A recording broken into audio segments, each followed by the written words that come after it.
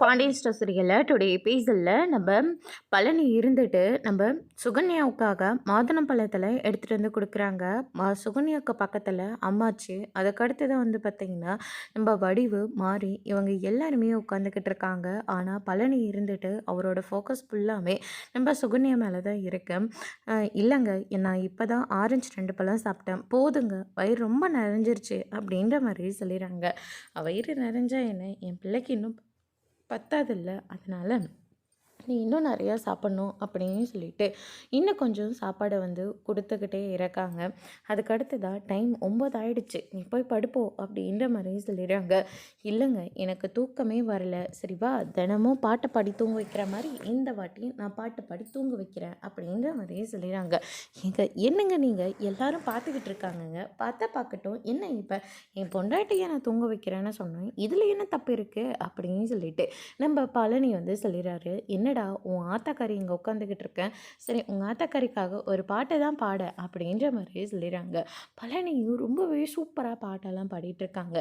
என்ன என் பாட்டு உங்களுக்கெல்லாம் பிடிச்சிருக்கா அப்படின்ற மாதிரி சொல்லிடுறாங்க. அதெல்லாம் சூப்பராக பாடுறீங்க கொழுந்தனாரே அப்படின்னு சொல்லிட்டு இந்த பக்கம் மாறி வடிவெல்லாம் சொல்லிட்டு இருக்காங்க. அதுக்கடுத்ததான் வந்து பார்த்திங்கன்னா சரி போய் தூங்கு போ அப்படின்ற மாதிரி சொல்லிடுறாங்க. என்ன கொழுந்தனாரே, சுகன்யாவை தூங்குன்னு சொல்லிட்டு இருக்கீங்க, என்ன விஷயம் அப்படின்னு சொல்லிட்டு கேட்கவும், அதெல்லாம் ஒன்றும் இல்லைக்கா, நான் சீக்கிரமாக தூங்கினா தானே அவரால் அவங்க அக்கா இங்கே வீட்டுக்கு போக முடியும் அப்படின்ற மாதிரி சொல்லிடுறாங்க. என்ன கொழுந்தனாரே, அங்கே போகிறதுக்காக தான் பிளான் பண்ணுறீங்களா? ஆமாம், சரவணனை இப்போ கொஞ்சம் சரியில்லை, அவனை சமாதானம் பண்ணி அவனை சிரிக்க வைக்கிறதுக்காக தான் நாங்கள் கிளம்பிட்டே இருக்க தினமும் அப்படின்ற மாதிரி பழனி வந்து சொல்லிடுறாங்க. என் சித்தப்பா, உங்கள் அண்ணன் பிள்ளை நான் கொஞ்ச நாளாக இப்படி தான் இருக்கேன், ஆனால் என்னை சிரிக்க வைக்கணும், என்னை கொஞ்சம் சந்தோஷமாக பார்த்துக்கணும்னு நீங்கள் என்றைக்குமே நினச்சதே இல்லையே அப்படின்ற மாதிரியே சொல்லிடுறாங்க. நீ எந்த காரணத்துக்காக நீ இப்படி இருக்க, எதனால் இப்படி இருக்குன்னு உனக்கே நல்லா தெரியுமேப்பா, ஆனால் சரவணனோட அப்படி கிடையாதுல்ல அப்படின்ற மாதிரி நம்ம பழனி வந்து சொல்லிடுறாங்க. குமரவேலும் எதுவுமே பேசாமல் அங்கேருந்து கிளம்பி போயிடுறாங்க. மாரியாலையும் அதுக்கு மேலே எதுவுமே பேச முடியாது, அதனால் அவங்களும் அங்கேருந்து கிளம்பிடுறாங்க. பண்ணுறதெல்லாம் பண்ணிவிட்டு எப்படி வந்து கூச்சமே இல்லாமல் பேசிகிட்டு இருக்கான் பாரு அப்படின்ற மாதிரி சொல்லிடுறாங்க. என்னங்க நீங்கள் குமார்கிட்ட இப்படியே வெளிப்படையாக பேசுவீங்க, வேறு என்ன பண்ண சொல்கிறேன், அவன் தான் கொழுப்பெடுத்து கேட்குறானே அப்படின்ற மாதிரி நம்ம பழனி வந்து சொல்லிடுறாங்க. அதுக்கு அடுத்ததாக வந்து பார்த்திங்கன்னா இந்த சைடு நம்ம பாண்டியன் எல்லாருமே சாப்பிட்டுட்டு இருக்காங்க. அதுக்கு அடுத்ததாக என்ன சரவணன் வராரு, உன்னை எத்தனை தடவை கூப்பிட முடியும் அப்படின்ற மாதிரியே சொல்லிடுறாங்க. என்னடா ஒன்றே வச்சுருக்க அப்படின்னு சொல்லிட்டு கேட்கவும், இதுவே போதுமா அப்படின்ற மாதிரியே சொல்லிடுறாங்க. அதுக்கடுத்ததான் என்னென்ன டயட்டில் அது இருக்கியா, இந்த வீட்லேயும் ஒருத்தி டயட்டில் இருக்கேன் அப்படின்னு சொல்லிட்டு வெறும் காய்கறிகள் மட்டும்தான் சாப்பிட்டுட்டு இருந்தா, இப்போல்லாம் அது எங்கே போச்சுன்னு கூட தெரியல அப்படின்ற மாதிரியே சொல்லிடுறாங்க. யார் என்ன சொல்கிற அப்படின்னு சொல்லிட்டு நம்ம அரசி வந்து கேட்கவும், உங்கள் அண்ணன் யாரை சொல்கிற போகிறாரு, என்னத்தான் சொல்கிறாரு அப்படின்னு சொல்லிட்டு இந்த பக்கம் ராஜி வந்து சொல்லிக்கிட்டு இருக்காங்க. சென்னைக்கு போயிட்டு வந்தேன்ல, அதனால தான் என்னால் எதுவுமே கட்டுப்படுத்த முடியல அப்படின்ற மாதிரி சொல்லிடுறாங்க. அதுக்கடுத்ததாக பாண்டியன் இருந்துட்டு இஷ்டத்துக்கும் நமக்கு என்ன தேவையோ அது எல்லாத்தையும் சாப்பிட்டுட்டு தான் இருக்கணும், சும்மா இந்த காய்கறிகளை மட்டும் சாப்பிட்டா என்னம்மா ஆகும் உடம்பு அப்படின்ற மாதிரி பாண்டியன் வந்து சொல்லிட்டு போயிடுறாரு. அதுக்கடுத்ததாக வந்து பார்த்திங்கன்னா நம்ம பழனி வராரு. என்ன அரிசி இது எத்தனாவது தோசை அப்படின்னு சொல்லிட்டு கிண்டலாக கேட்டுக்கிட்டு இருக்காங்க. அதுக்கு அடுத்து தான் வந்து பார்த்திங்கன்னா, சாப்பிட்றேடா, இல்லைக்கா நான் அங்கேயே சாப்பிட்டுட்டு வந்துட்டேன் அப்படின்ற மாதிரி நம்ம பழனி வந்து சொல்லிடுறாரு. அதுக்கு அடுத்ததாக வந்து பார்த்திங்கன்னா, இன்னைக்கு எல்லாரும் சினிமாவுக்கு போகலாமாடா அப்படின்ற மாதிரியே சொல்லிடுறாங்க.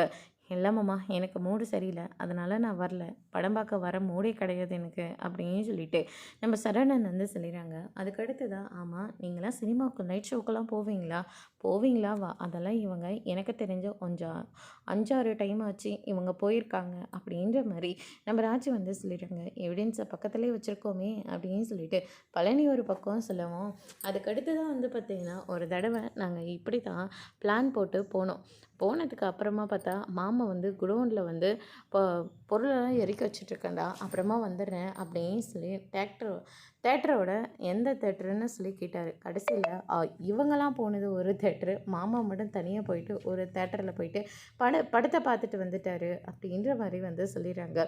அதுக்கடுத்ததாக வந்து பார்த்திங்கன்னா என்ன பண்ணுறது, அன்றைக்கி நான் கொடுத்து வச்சது அவ்வளோதான் அப்படின்ற மாதிரி சொல்லிடுறாங்க. இன்றைக்கும் அதே மாதிரி போகலாமாடா அப்படின்னு சொல்லிட்டு கேட்கவும், ஆமாம் நானும் இதே வீட்டில் தான் இருக்கேன், எனக்கு தெரியாமல் நீங்கள் எப்போ இந்த மாதிரி வேலைலாம் பார்க்குறீங்க அப்படின்னு சொல்லிட்டு இந்த சைடு கோமதி வந்து கேட்கவும், நாங்கள் மாடிக்கு போயிட்டு அடிக்கடிக்கு படுப்போம்ல, அப்போ நாங்கள் தூங்குறதுக்காக போகிறோன்னு நினைக்கிறீங்களா? கிடையவே கிடையாது, நைட் ஷோக்காக கிளம்பி போகிறோம் அப்படின்ற மாதிரி சொல்லிடுறாங்க. அதை சொன்ன உடனே எல்லாருமே வீட்டில் இருக்கிற எல்லாருமே சிரிச்சிடுறாங்க. அதுக்கடுத்து தான் இந்த பக்கம் நம்ம மீனா இருந்துட்டு ரொம்பவே கோவத்தோடு உட்காந்துக்கிட்டு இருக்காங்க. செந்தில் வந்து பார்க்குறாரு, இவ தூங்கிடுவா அப்படின்னு சொல்லிட்டு தானே நானே லேட்டாக வந்தேன். ஆனால் இவன் என்னடனா இன்னும் தூங்காமல் இருக்கா அப்படின்ற மாதிரி சொல்லிட்டு அப்படியே சடனாக நிற்கிறாரு. மீனா, நீ இன்னும் தூங்கலையா? சரி இரு, நான் போய் ஃப்ரெஷ்ஷப் ஆகிட்டு வரேன் அப்படின்னு சொல்லிட்டு அங்கேருந்து கிளம்புறாங்க. சாப்பாடு எடுத்து வைக்கட்டுமா அப்படின்னு சொல்லிட்டு கேட்கவும், கோமா ஏதாவது திட்டுவான்னு பார்த்தா சாப்பாடு எடுத்து வைக்கிட்டான்னு சொல்லி கேட்குறா அப்படின்னு சொல்லிட்டு இந்த பக்கம் செந்தில் வந்து நினைக்கவும், இல்லை இல்லை ஃப்ரெண்டுங்களாம் வெளியே போயிட்டு சாப்பிட்லான்னு சொன்னாங்க, அதனால் நானும் கிளம்பி போயிட்டேன் அப்படின்ற மாதிரியே சொல்லிடுறாங்க. முன்னாடியே சொல்ல சொன்னேன், மறந்துட்டேன், சாரி மீனா அப்படின்ற மாதிரியே சொல்லிடுறாங்க. அதுக்கடுத்ததான் வந்து பார்த்திங்கன்னா பீரோவில் பணம் இருந்துச்சு. அது என்ன பணம்? அது நீ இன்னுமே நிறுத்தவே இல்லையா? அதெல்லாம் கிடையவே கிடையாது. அதில் 15,000 மட்டும்தான் இருந்துச்சு. கட்டு கட்டாக இருந்துச்சு. நானே என் கண்ணால் பார்த்தேன். அது எப்படிங்க 15,000 தான் இருந்துச்சு நீங்கள் சொல்லலாம் அப்படின்னு சொல்லிட்டு, சரி பீரோ வந்து காட்டுங்க. நீங்கள் தப்பான தொழில் பண்ணுறீங்களோன்னு எனக்கு தோணுது. வந்திருக்கிறவங்க எல்லாருக்கிட்டேயும் லஞ்சம் வாங்கிட்டு இருக்கீங்களா? இதெல்லாம் வேண்டாங்க, ரொம்ப பெரிய தப்பு அப்படின்ற மாதிரி சொல்லுங்க. நான் லஞ்சம்லாம் வாங்கலை, என்னை ஆளை விடு, வேணா பீரோவை போய் செக் பண்ணிக்கோ, அதில் 15,000 மட்டும்தான் இருக்கும் அப்படின்ற மாதிரியே சொல்லிடுறாங்க. அதுக்கடுத்த நாள் வந்து பார்த்திங்கன்னா காலையிலேயே காஃபி குடிக்கிறீங்களா அப்படின்னு சொல்லிட்டு காஃபி எடுத்து கொடுக்குறாங்க. செந்தில் இருந்துட்டு, பிரேக்ஃபாஸ்ட் சமைச்சிட்டியா? அதெல்லாம் ஒன்றும் வேண்டாம், நான் கேட்ட கேள்விக்கு உங்ககிட்ட இன்னுமே பதில் இல்லை. அந்த பணம்லாம் ஏது? அந்த பணத்தை இப்போ யார்கிட்ட எடுத்துகிட்டு போய் கொடுத்துருக்கீங்க? நான் தான் ஃப்ரெண்டுக்கிட்ட கொடுத்துருக்கேன், கடனாக கொடுத்துருக்கேன்னு சொன்னேன்னா இல்லையா? சரி, அந்த பணம்லாம் உங்ககிட்ட எப்படி வந்துச்சு? ஏழை எளிய மக்கள்கிட்ட நீங்கள் லஞ்சமாக வாங்குறீங்களா? லஞ்சம்னு ஒன்று வாங்கிட்டீங்கன்னா பேப்பரில் வரும், டிவியில் வரும், யார்கிட்டையுமே போய் தலை காட்ட முடியாது. அத்தை மாமாவெல்லாம் கொஞ்சம் நினச்சி பார்த்தீங்களா? உங்கள் வேலையை நினச்சி பார்த்தீங்கன்னா இனிமேல் உங்களால் இப்படி ஒரு வேலையை செய்யவே முடியாது அப்படின்ற மாதிரியெல்லாம் மெயினாக வந்து சொல்லிகிட்டு இருக்காங்க. போதும் நிறுத்துறியா? உன்னோட அட்வைஸை கேட்க நான் இல்லை, நான் லஞ்சம் வாங்கலை போதுமா அப்படின்ற மாதிரி செந்தில் வந்து சொல்லிடுறாங்க. அதோட இன்னைக்கான எபிசோட் முடிச்சிருக்காங்க. இனி பாண்டியன் ஸ்டோர் சீரியலில் அடுத்தடுத்து என்னெல்லாம் நடக்க போகுதுன்றதை வெயிட் பண்ணி பார்க்கலாம். தேங்க்யூ.